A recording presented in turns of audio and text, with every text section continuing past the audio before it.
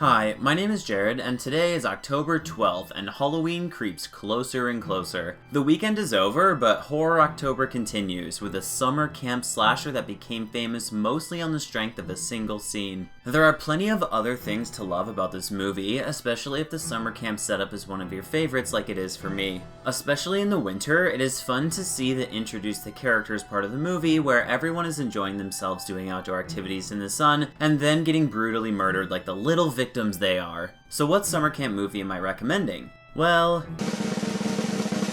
The Burning, 1981, directed by Tony Maylam. I think you already know, but just for fun, let's go through the setup. Alright, so some of the kids are playing a prank on the maintenance guy of the camp and accidentally light him on fire, which honestly is mostly his own fault. I mean, he just knocks the skull over onto himself and then a can of gasoline right next to it. He dies in dramatic slow-mo, and then the kids bail. We find out the guy survived the burns and kills some orderly before escaping. Next, he goes to kill this woman with some scissors to help pad the kill count, and then we cut to Camp Stonewater, where the kids are playing softball and a young Jason Alexander is watching the girls, several of which are almost naked because this is a horror movie. Does it really matter if we see her? We're not the only ones watching, Ken. Gotta keep the customer satisfied.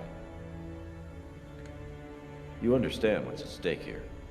A girl hits a foul ball into the forest and one of them chases after it, and we get a POV shot of the killer, and the audience becomes fully aware the killer is ready to strike at any moment. And there you go, that's the setup for The Burning, 1981, and I must say this movie pushes most of my favorite slasher buttons. The beginning of the movie wouldn't be out of place in some coming-of-age teen drama, and it's easy to get wrapped up in all the relationships and character conflict between the kids before their problems get much bigger as the movie goes along. The Burning succeeds at slowly dragging the audience along and using previously established plot elements to realistically isolate characters for their inevitable and unceremonious murder. There is a famous scene which doubles the body count in one fell swoop and helped The Burning rightfully stake its claim as one of the best summer camp horror movies of all time, right up there with Sleepaway Camp and Friday the 13th.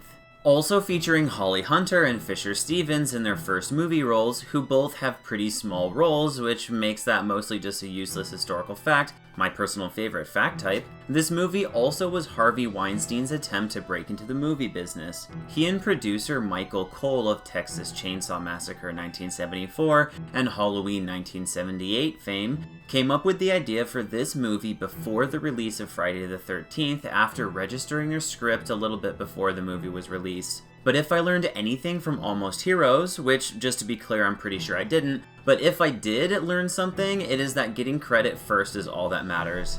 Alright, and that's recommendation number 12 for Horror October, and check back in tomorrow for another recommendation featuring a movie which rejuvenated a shuffling, rotting subgenre of horror and remains perhaps the scariest movie to date featuring zombies.